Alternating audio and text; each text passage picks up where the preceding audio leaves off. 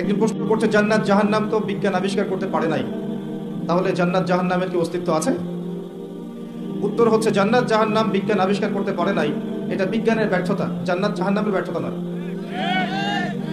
জ্ঞান অর্জনের মানদণ্ড ঠিক করেন। প্রশ্ন করা হবে, মাইয়েত শুনতে পারবে যে মানুষ চলে যাচ্ছে হেঁটে হেঁটে, দুজন ফেরেশতা আসবেন যাদের ব্যাপারে অন্যান্য হাদিসে বর্ণিত আছে। প্রথম প্রশ্ন করা হবে, তাকে উঠিয়ে বসানো হবে, মান রব্বুক, কে তোমার রব? পৃথিবীতে কেউ যদি শিরিক করে থাকে এবং শিরিকরত অবস্থায় মৃত্যুবরণ করে বিনা তওবায়, সে উত্তর দিতে পারবে না কে আমার রব।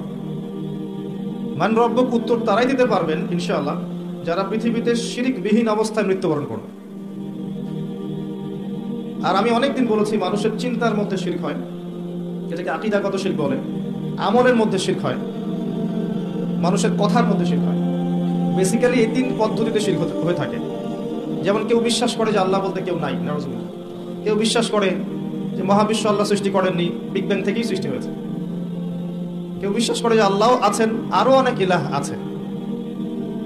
কেউ বিশ্বাস করে আল্লাহ ছাড়া কেউ রোগ ভালো করতে পারে, কেউ সন্তান দিতে পারে, আল্লাহ ছাড়া কেউ আমাকে পরকালে পার করিয়ে দিবে। এরকম চিন্তা চেতনা কারো যদি থেকে থাকে, এটা হচ্ছে বিশ্বাসগত শিরক। আমি কি বোঝাতে পারছি? কিছু আছে কর্মগত শিরক, যেমন কেউ আল্লাহ ছাড়া অন্য কাউকে সেজদা করলো, আল্লাহ ছাড়া অন্য কারো নামে কসম করলো, আল্লাহ ছাড়া অন্য কারো কাছে সন্তান চাইলো, আল্লাহ ছাড়া অন্য কারো কাছে দোয়া করলো, আল্লাহ ছাড়া অন্য কারো নামে নজর মানত করলো, আল্লাহ ছাড়া অন্য কারো নামে শপথ করলো এবং কুরবানি করলো। কুরবানি আল্লাহ রাব্বুল আলামিনের হালালকে হারাম করে দিল, আল্লাহর হারামকে হালাল করে নিল। তাকদীর, আল্লাহর তাকদীর, ভাগ্যকে অস্বীকার করলো। এমনকি আল্লাহর দ্বীনের জ্ঞান অর্জন করলো দুনিয়া পাওয়ার আশায়। নামাজ পড়লো মানুষকে দেখানোর জন্য, যাকাত দিচ্ছে, সাদাকা করছে মানুষের বাহবা পাওয়ার জন্য। মানুষ অনেক বড় আলেম, মুফাসসির বলবে, মুহাদ্দিস বলবে, শায়েখ বলবে, এই জন্য দ্বীনের প্রচার করছে, দুনিয়ার স্বার্থে দ্বীনের জ্ঞান অর্জন করেছে। এগুলো সবই শিরকের অন্তর্ভুক্ত, কর্মগত শিরক। আবার কিছু আছে কথার মধ্যে শিরক, যেমন কেমন আছেন, আপনার দোয়ায় ভালো আছে। কেমন আছেন, আপনার দোয়ায় ভালো আছে। আপনার মায়ের কি অবস্থা? মায়ের অবস্থা ভালো, ডাক্তারটা সময় মতো না আসলে মাকে বাঁচানো যেত না। যাত্রা কেমন ছিল? জার্নি খুব ভালো ছিল, ড্রাইভার অনেক ভালো ছিল, ড্রাইভারের দক্ষতায় অ্যাক্সিডেন্ট থেকে নিশ্চিত, অ্যাক্সিডেন্ট থেকে বেঁচে গেছে। আমি না থাকলে কাজটা হতো না, ভাগ্যিস আপনি ছিলেন, না হলে আমার এই বিপদ থেকে রক্ষা হতো না। প্রচুর কথা বলতে গেলে সারা রাত চলে যাবে, কথার মধ্যে বেশি শিরক হচ্ছে। এমনকি অনেক গানের লিরিক্স দেখবেন, তোমাকে ছাড়া বাঁচবো না, তুমি আমার জীবন, তুমি আমার মরণ, এ ধরনের কথা আছে না? আসমান জমিন চন্দ্র সূর্য সব তোমার, তোমার জন্য চাঁদ নিয়ে এসে দিব,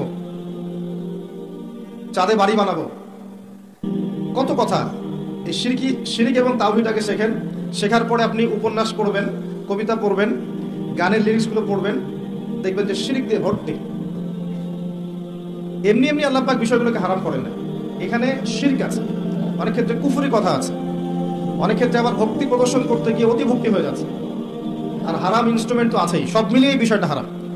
তার উপরে আবার এটা আপনার সময় কিল করবে এবং আপনাকে আল্লাহর জিকির থেকে সরিয়ে রাখবে। যখন আপনি এগুলোর মধ্যে ডুবে যাবেন, ওই মোমেন্টে আপনি আল্লাহকে ডাকতে পারবেন না, ওই সময়টা ওরা খেয়ে ফেললো। সব মিলিয়ে বিষয়টা হারাম। তো এরকম কথায় অনেক শিরক হয়।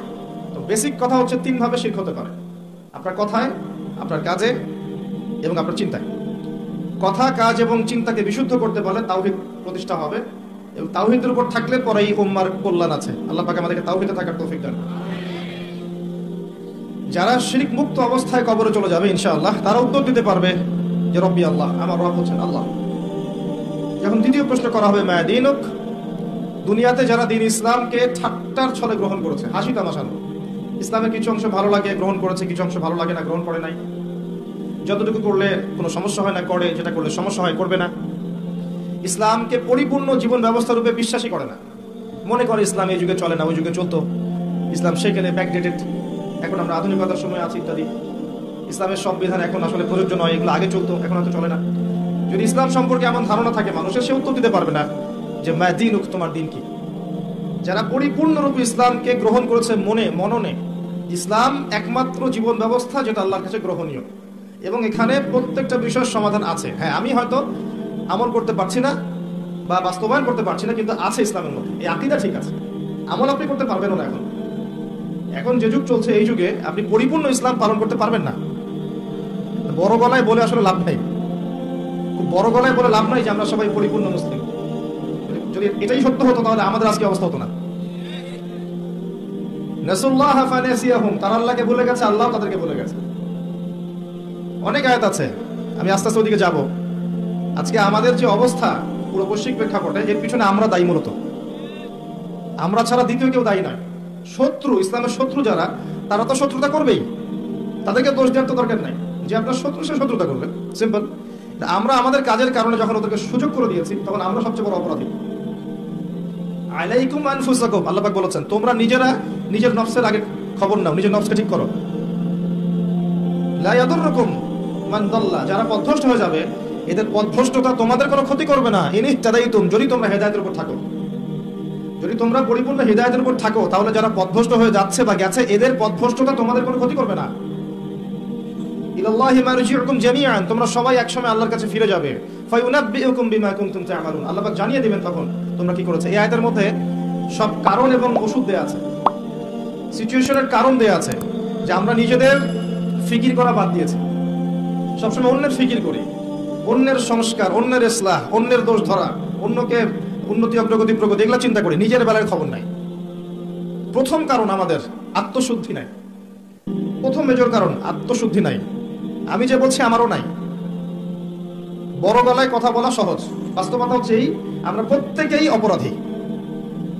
বক্তা, শ্রোতা, আলেম, জালেম, যত মানুষ আছে আমাদের এখানে চারপাশে, সবাই পাপী, সবাই অপরাধী, এবং প্রত্যেকেই যার যার দায়িত্ব অবহেলা করেছি। আলাইকুম আনফুসাকুম, তোমরা আগে নিজেদের নফস ঠিক করো। যারা পথভ্রষ্ট হয়ে গেছে, ওদের পথভ্রষ্টতা তোমাদের কোনো ক্ষতি করবে না। আগে নিজে ঠিক হও। আমরা দেখবেন সবসময় মানুষের সংস্কারের চেষ্টা করি, মানুষের ভালো, মানুষের কল্যাণ, মানুষকে পথ দেখাতে চাই, নিজেই পথ পাই না। এটা বাস্তবতা। দেখবেন পৃথিবীতে মুসলিমদের যতগুলো কান্ট্রি আছে, যত সামরিক বাহিনী আছে, যত অস্ত্র আছে, যত সম্পদ আছে, যত জনগণ আছে, এটা পৃথিবীর অন্য কোনো জাতির নাই, কোনো জাতির নাই। না ইহুদিদের, না খ্রিস্টানদের, না মুশরিকদের, কারো নাই। মরক্কো থেকে নিয়ে দেখবেন ইন্দোনেশিয়া পর্যন্ত পুরো চেইন, মনে হবে একটা চেইন রাষ্ট্র, সব মুসলিমদের, সবাই মুসলিম। মাঝখানে একটা রাষ্ট্র ইসরায়েল, ওই একটা রাষ্ট্রই সবকে ধুয়ে রেখেছে, ছেড়ে দিয়েছে। এটা কি মেনে নেওয়া যায়? এটা বাস্তব। একটা শত্রু 100টা, মানে 100 জন জনবলকে পরাজিত করতে পারে? পারে না। পারলো কেমন করে? ওই যে আলাইকুম আনফুসাকুম নাই, নিজেদের নফসের খবর নাই। আমরা সুদ খাই, আমরা সুদ খাই। আমাদের ছেলেমেয়েরা জানা করছে, আমাদের ছেলেমেয়েরা, আমাদের যুব সমাজ দেখবেন পর্ণাসক্ত, গার্লফ্রেন্ডের পিছনে সময় নষ্ট করছে। আমাদের যুব সমাজ, ঠিক বলেন না? আপনি ঠিক বললেও ঠিক, না বললেও ঠিক। আর আমি ঠিক বেঠিক বক্তা নই, কোনোদিন আমাকে শোনেন নাই ওয়াজ মাহফিলে বলতে, বলেন ঠিক না বেঠিক। আমি বলবো কি জন্য ঠিক না বেঠিক? যেটা ঠিক সেটা তো ঠিকই, আর যেটা বেঠিক সেটা বেঠিক। আপনি বললেই সেটা ঠিক হবে না তো, আপনি বেঠিক বললেও তো বেঠিক হবে না। যেটা ঠিক সেটা ঠিক থাকবে। যদি সব মানুষ বলে সুদ হারাম, সরি, সব মানুষ যদি বলে সুদ হালাল, সুদ কি হালাল হয়ে যাবে? সবাই যদি বলে মদ হালাল, হালাল হয়ে যাবে? হবে না। পর্দা, আমরা বলছি পর্দা ফরজ, আর বেশিরভাগ মানুষ যদি বলে পর্দা করার দরকার নাই, পর্দা শেখের প্রথা, তাহলে কি পর্দা হারাম হয়ে যাবে? আল্লাহ যা বলবেন সেটাই ঠিক, রাসূল যা বলবেন সেটাই ঠিক, এর বাইরে কোনো ঠিক বেঠিক নাই। যে কথাটা বলছিলাম, দেখবেন আমরা মুসলিমরা সুদ খাই, আমরাই সুদ খাই। একজন মনে করেন নন মুসলিম, সে সুদ খাচ্ছে, ইহুদি সুদ খাচ্ছে, ধরেন খ্রিস্টান সুদ খাচ্ছে, ওদের সাথে আমাদের কি সম্পর্ক? ওদের কিতাবের মধ্যে তো সুদের এত ভয়াবহতা নাই, ওদের হাদিসের মধ্যে তো এত সুদ সম্পর্কে বিস্তারিত বলা নাই, এবং তারা তো মুহাম্মদ সাল্লাল্লাহু আলাইহি ওয়াসাল্লামকে স্বীকারও করে নাই। তারা তো প্রকাশ্যে আমাদের শত্রুতা করছে। ওদের কথা বাদ দেন, মুসলিমরা সুদ খাচ্ছে কেন? উত্তর, কোন উত্তর নেই। উত্তর হচ্ছে নিজের নফস নষ্ট হয়ে গেছে, দুনিয়া, পরকাল ভুলে গেছি। বাল তুসিরুনাল হায়াতাদ দুনিয়া, কিন্তু আল্লাহ বলেছে ওয়াল আখিরাতু খায়রু ওয়া আবকা। মুসলিমরা মদ খাচ্ছে না?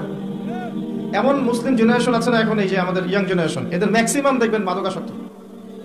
মাদকাসক্ত বলতে বোঝাচ্ছি মিনিমাম স্মোক করে, এটাও তো মাদক। এখান থেকে শুরু হয়ে ইয়াবা পর্যন্ত যায়। এবং এদের মধ্যে বেশিরভাগই দেখবেন জেনারেল শিক্ষিত। মাদ্রাসার ছেলেপেলে কিন্তু এত বেশি এডিক্টেড না, খুব কম, হয়তো 1% হবে না, 2% হবে না। তাহলে কি শিক্ষা দিচ্ছি আমরা এখানে? মাদ্রাসার দিকে যে আঙ্গুল তুলছি মাঝে মাঝে, এখানে কি শিক্ষা দিচ্ছি?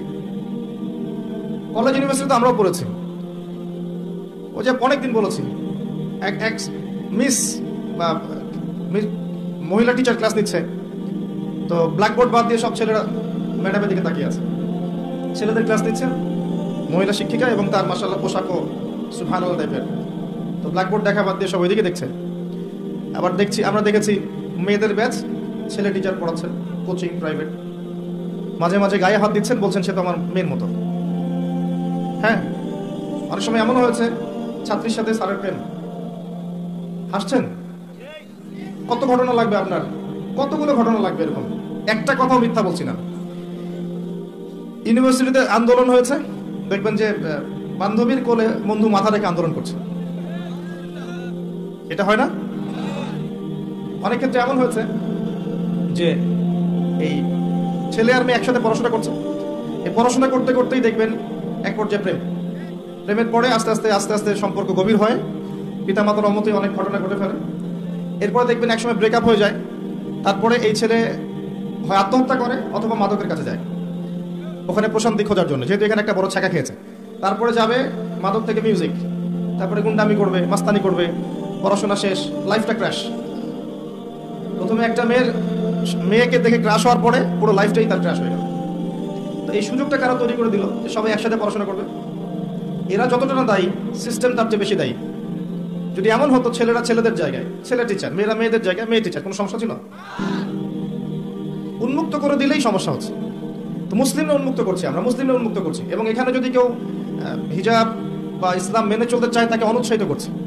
সরাসরি হয়তো বলছি না, কিন্তু তার সাথে এমন আচরণ করছি যে তাকে ডিসকারেজ করা হচ্ছে, তাকে উৎসাহিত করা হচ্ছে না, তাকে মনস্তাত্ত্বিকভাবে আক্রমণ করা হচ্ছে। এবং অসংখ্য ঘটনা ঘটছে জেনার এবং ধর্ষণের এই ফ্রি মিক্সিং এর কারণে। স্কুল থেকে শুরু করে কলেজ থেকে আপনার বিশ্ববিদ্যালয় থেকে শুরু করে দেখবেন অফিস আদালত, প্রতিটা জায়গাতেই ফ্রি মিক্সিং। এটা সমাজের কাঠামোটা ভেঙে দিয়েছে। এটা আমরা মুসলিমরা করেছি, অমুসলিমরা করে দেয়নি। আলাইকুম আনফুসাকুম, নিজের দিকে দেখেন আগে, নিজের চরকায় তেল দেন, আমাদেরকে দেখেন। আমরা সুদ খেয়েছি, আমরা মাদক খেয়েছি, আমরা ফ্রি মিক্সিং অনুমোদন দিয়েছি, আমরাই ফ্যামিলিস্ট রেভলিউশন করেছি। মেয়েদেরকে আমরা বাইরে বের করে এনেছি, পোশাক চেঞ্জ করে দিয়েছি, ছেলের পোশাক মেয়ে, মেয়ের পোশাক ছেলে। এবার এভাবে সমাজ চলছে। এর উপর আবার পর্নোগ্রাফি আছে, ভিতরে পর্ন দেখে যুব সমাজ, যুবতীরা সবাই দেখে, আর বাইরে বের হয়ে স্যুট প্যান্ট টাই পরে ঘুরে মনে করে আমি খুব ভালো মানুষ। বাইরের চরিত্রটা আসল রূপ নয়। এভাবে চলছে। এই কাজগুলো কিন্তু আমরা করছি। আমি নিজেদের কথা বলবো আজকে, বাইরের কারো কথা বলবো না। শুধু আমাদের দিকে দেখেন, শুধু মুসলিমদের দিকে দেখেন। বাইরের মানুষের দিকে আঙ্গুল তোলা আমি বন্ধ করে দিয়েছি এখন। নিজে ঠিক না হলে বাইরের দিকে চোখ তুলে কোনো লাভ নাই। আমরা নিজেরা যদি ঠিক না হই, বাইরের দিকে আঙ্গুল তুলে কোনো লাভ নাই। বড় বড় স্লোগান দিয়ে কিচ্ছু হবে না, বিশ্বাস করেন। ইসলামের অনেক চূড়ার ইবাদত আছে, ভিত্তি ঠিক না করলে চূড়ার ইবাদত করে লাভ হবে না। একটা বাড়ি তৈরি করছেন, 20 তলা ফাউন্ডেশন দিয়েছেন, একটা ফাউন্ডেশন ঠিক নাই, তাহলে আমি কি ছাদ বসাতে পারবো? ফাউন্ডেশন ঠিক নাই। মুসলিমদের ম্যাক্সিমাম দেখবেন আকীদা ঠিক নাই, কোনটা শিরক কোনটা তাওহীদ বুঝতে পারে না। কত মুসলিম আছে শিরক কাকে বলে ডেফিনেশন জানে না। শিরক কাকে বলে, শিরকের প্রকারভেদ কি, কোন কোন কাজ করলে শিরক হয়। আর শিরক তো এমন ইবাদত যেটা আমলনামায় থাকলে আমলনামা ডিলিট হয়ে যাবে। কারো আমলনামায় যদি শিরকের পাপ থাকে, শিরকের পাপ, আমলনামার নেকিগুলো নষ্ট হয়ে যাবে। নাউজুবিল্লাহ। সূরা জুমারের মধ্যে আল্লাহ পাক বলেছেন, লাইন আশরাকতা লা ইয়াহবাতান্না আমালুকা, তুমি যদি শিরক করো হে নবী, তোমার আমল নষ্ট করে দিব আমি। সেখানে আমরা কি শিরক সম্পর্কে আমরা ওয়াকিফাল নই। মুসলিমদেরকে দেখেন, 5 ওয়াক্ত নামাজ কয়জন মুসলিম পড়ে? বেসিক কথায় আসেন, নামাজ তো বেসিক ইবাদত, তাই না? জামাতের কথাও না হয় বাদ দিলাম, মনে করেন জামাতের কথাও বাদ দিলাম, বেসিক জামাত ইসলামের কথা বলছি না, আবার মসজিদে জামাতের নামাজের কথা বলছি, মসজিদে নামাজের কথা বলছি। জামাতের কথা বাদ দেন, বেসিক বাসায় 5 ওয়াক্ত নামাজ কয়জন পড়ে? হাত তুলেন দেখি। আপনি জরিপ করেন, দেখেন বাসায় 5 ওয়াক্ত নামাজ কয়জন পড়ে, দেখবেন। এবার বলেন জামাতে গিয়ে নামাজ পড়ে 5 ওয়াক্ত কতজন মুসলিম? আবার দেখবেন ফজর এশা জামাত কতজন পড়ে। নামাজটা দেখেন, নফল সুন্নত মোস্তাহাব পরে আসেন, ফরজ নামাজের কথায় আসেন। ফরজ জিনিস যে মুসলিম নারীরা পর্দা করবে, সিম্পল। এটা আমাদের পোশাক, মানে আমরা যেমন এই যে গেঞ্জি পরি, শার্ট প্যান্ট পরি, নর্মালি হচ্ছে মেয়েদের পোশাক হচ্ছে মেয়েরা পর্দা করবে। এটা আল্লাহ নর্মাল পোশাক দিয়েছে। আর যারা নর্মাল পোশাকটা পরছেন এরা পশু। পশু নিজের সতীত্ব বুঝবে না, সে তার সম্ভ্রম বুঝবে না। একজন মানুষ তো বুঝবে তার সম্ভ্রম কি জিনিস। আপনি সতর ঢেকে রাখেন না, এটা নর্মাল পোশাক, সাধারণ পোশাক। তাদের পুরো দেহটাই তো সতর, ওটা ঢেকে রাখবে, পর্দা করবে, সতর, স্বাভাবিক, এটা নর্মাল। কতজন মুসলিম নারী এখন পর্দা করে এটা দেখবে। তবে আপনাদের দিকে পর্দার প্রচলন বেশি, এটা আমি জানি, আলহামদুলিল্লাহ, এটা আল্লাহ শুকরিয়া। তবে দিন দিন মেয়েদের পর্দা বাড়ছে, এটা ঠিক। যতই মেয়েদেরকে বেপর্দা করার চেষ্টা করা হচ্ছে, আলহামদুলিল্লাহ মেয়েদের বোরখার সংখ্যা বাড়ছে। কি বোরখা পড়ছে সেটা পরের কথা, বোরখার সংখ্যা বাড়ছে।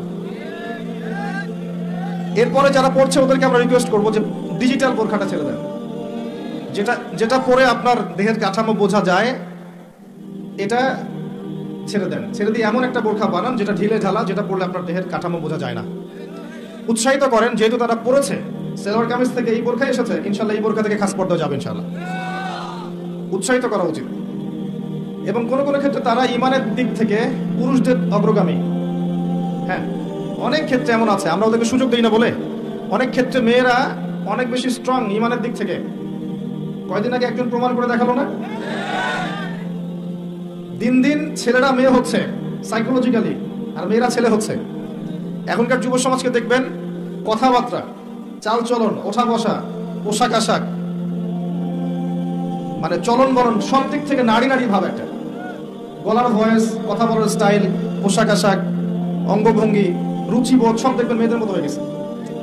পুরুষের সেই গায়রত, শৌর্যবীর্য, ব্যক্তিত্ব, গলার ভয়েস কিছুই নাই, দেখবেন, খেয়াল করে দেখেন। আর মেয়েদেরকে দেখবেন তারা দিন দিন ছেলের মতো শেপ নিচ্ছে। ওদের গলার ভয়েস চেঞ্জ হচ্ছে, অ্যাটিটিউড চেঞ্জ হচ্ছে, বডি ল্যাঙ্গুয়েজ চেঞ্জ হচ্ছে, পোশাক চেঞ্জ হচ্ছে, এবং সমাজে পুরুষদের জায়গায় তারা চলে আসছে। মাশাআল্লাহ, এটা আমাদের জন্য অপমানজনক। এবং অনেক ক্ষেত্রে ইমানের ক্ষেত্রে তারা পুরুষদের অগ্রগামী হয়েছে, এটা আমরা বুঝতে পারছি দিন দিন। যখন পুরুষদের গায়রত কমে যাবে, আল্লাহ পাক মেয়েদের হাতে পতাকা দিবেন ইনশাআল্লাহ। দেখেন, একজন নারী ইসমাইল আলাইহিস সালামের মতো সন্তান জন্ম দিতে পারে। একজন নারী, একজন মুত্তাকি দিনদার মেয়েই পারবে ওমর রাদিয়াল্লাহু আনহু, খালিদ বিন ওয়ালিদ রাদিয়াল্লাহু আনহু, তাদের মতো প্রজন্ম জন্ম দিতে। যাই হোক, আমি যে কথাটা বলতে চাচ্ছিলাম যে প্রবলেমস আমাদের মধ্যে আছে। আমরা শিরক করছি, আমরা বিদআত করছি, আমরাই করছি। আমাদের যুব সমাজ সুন্নত চিনে না, তাওহীদ চিনে না। 5 ওয়াক্ত নামাজ পড়া মানুষের সংখ্যা দিন দিন কমেছে। 5 ওয়াক্ত নামাজ জামাতে পড়ার মানুষের সংখ্যা কমেছে। দেখবেন ম্যাক্সিমাম মুসলিম কোরআন তেলাওয়াত করতে জানে না। বিশ্বাস করছেন আপনি? ম্যাক্সিমাম মুসলিম কুরআনুল কারীম রিডিং পড়তে জানে না। আবার যারা জানে তাদের মধ্যে অনেকেই, বেশিরভাগই দেখবেন অর্থ বোঝে না। হ্যাঁ, এমন শত শত হাফেজ আছেন যারা কোরআনের অর্থ জানেন না। এমন অনেক মুসলিম আছেন যারা কোরআন চোখেও পর্যন্ত দেখে নাই, এমনও পর্যন্ত আছে। হ্যাঁ, এটা আমাদের অবস্থা। এর উপরে কোরআনের আদেশ মানা, নিষেধ, বর্জন করা, এগুলো তো অনেক দূরের কথা। কতজন মুসলিম পার্ট টাইম বোঝেন? আংশিক, ফুল টাইম না, পার্ট টাইম। কতজন মুসলিম পার্ট টাইম ইসলামের দাওয়াত দেয়? বলে তো, কতজন মুসলিম পার্ট টাইম ইসলামের দাওয়াত দেয়? আপনারা আমাদের অবস্থা দিকে তাকান। দেখেন, তাওহীদ, সুন্নত, আপনার নামাজ, আপনার অর্থনৈতিক জীবন, পর্দা, যুব সমাজ, প্রতিটা ক্ষেত্রে দেখবেন আমরা পিছিয়ে পড়েছি। তো আল্লাহ যে বলেছেন আলাইকুম আনফুসাকুম, তোমরা নিজেদের অবস্থাকে ঠিক করো। নিজের অবস্থা ঠিক না করলে কি আমাদের দ্বারা অন্যের সংস্কার হবে? একজন ব্যক্তি যদি ঠিক না হয়, কখনো পরিবার ঠিক হবে? পরিবারগুলো ঠিক না হলে সমাজ কখনো ঠিক হয়? আর সমাজ নেই তো রাষ্ট্র, রাষ্ট্র নেই তো বিশ্ব। মূল কথা ব্যক্তির দিকে ফিরে আসে। মানুষ মনে করে একজন ব্যক্তি চেঞ্জ হলে আর এমন কি হবে। না ভাই, একটা বাতি থেকে আরেকটা বাতি জ্বলবে, আরেকটা বাতি থেকে আরেকটা বাতি জ্বলবে। এভাবেই দেখবেন আস্তে আস্তে আলোকিত হবে পরিবেশটা, অন্যথায় হবে না। রাসূলুল্লাহ সাল্লাল্লাহু আলাইহি ওয়াসাল্লাম মক্কার 13 বছর ধরে একটা একটা করে বাতি জ্বালিয়েছেন। জ্বালান নাই? এই বসেন এখানে, কি সমস্যা আপনার? এই ফটো সেশন করতে আসছেন এখানে? আশ্চর্য একটা ব্যাপার। এখানে কোরআনের কথা হচ্ছে, হাদিসের কথা হচ্ছে, আপনি পিকচার তুলছেন। সুবহানাল্লাহ, এই হচ্ছে অবস্থা। আল্লাহ পাক সূরা আরাফে বলেছেন, ওয়ালাকাদ যারা'না লিজাহান্নামা কাসীরাম মিনাল জিন্নি ওয়াল ইনস লাহুম কুলুবুন লা ইয়াফকাহুনা বিহা। প্রচুর মানুষ আর জিনকে দিয়ে আমি জাহান্নাম পূর্ণ করব। কি অপরাধ? কলব দিয়েছিলাম, উপলব্ধি করতো না। যতগুলো কথা বলেছি একটাও কানে ঢোকে নাই। কুলুবুন লা ইয়াফকাহুনা বিহা, হৃদয় দিয়েছি উপলব্ধি করে না। ওয়ালাহুম আযানুন লা ইয়াসমাউনা বিহা, কান দিয়েছি শোনে না। ওয়ালাহুম আ'য়ুনুন লা ইউবসিরুনা বিহা, চোখ দিয়েছি দেখে না। উলাইকা কাল আনআম, আল্লাহ পাক বলেছেন এরা হচ্ছে গবাদি পশুর মতো। দে জাস্ট লাইক ক্যাটলস, গবাদি পশু। বাল হুম আদাল, বরং তার চেয়েও নিকৃষ্ট। ওয়া উলাইকা হুমুল গাফিলুন, এরা গাফিল সম্প্রদায়। আল্লাহ বলেছেন এই আয়াতের মধ্যে। মুসলিমদের অবস্থা আজকে এমন, কর্ণগুহরে কথা ঢোকে না, হৃদয়ের মধ্যে কথা প্রভাব ফেলে না।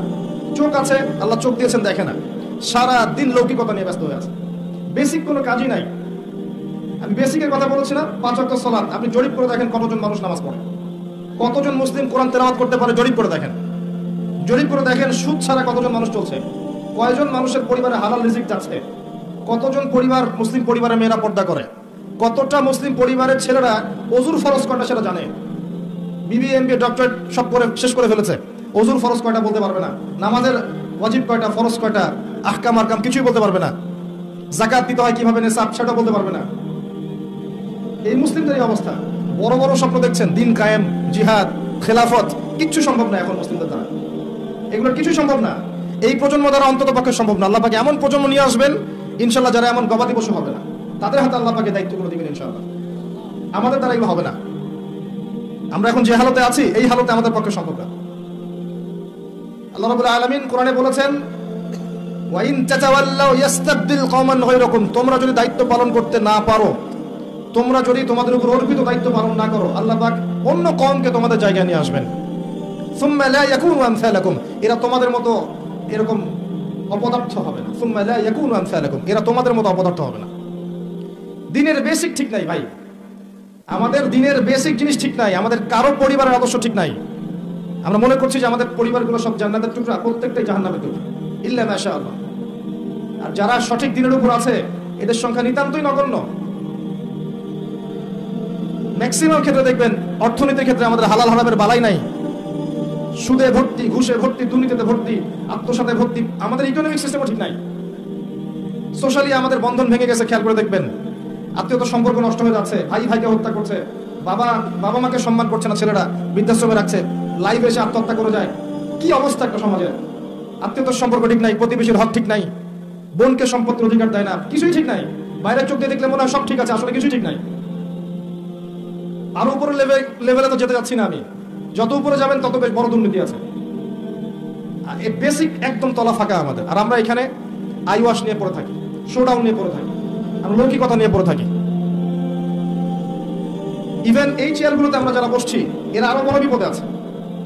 এই চেয়ারগুলোতে যারা বসছে এরা আরো বড় বিপদে আছে, কারণ এই চেয়ার থেকে অনেক বড় দায়িত্ব আল্লাহ পাক দিয়েছেন, যার বিন্দু মাত্র আমি আদায় করতে পারি না, কিছুই করতে পারি না। এই কথাগুলো বলছি অত্যন্ত দুঃখ নিয়ে, ক্ষোভ নিয়ে। এখানকার হক আমরা যারা পরিমাণ আদায় করতে পারি না। মানুষ এই চেয়ারগুলোর দিকে তাকিয়ে থাকে জ্ঞানের জন্য, পথের জন্য, আমরা দিতে পারি না। দিতে পারবো কি? একজন তো আরেকজনের পিছনে লেগে থাকে, একজন একজনের পিছনে, আরেকজনের পিছনে সারাদিন গীবত আর তহমত আর সমালোচনা, কাদা ছোড়াছড়ি করতে করতে উম্মাকে বিভক্ত করে রেখে দিয়েছে।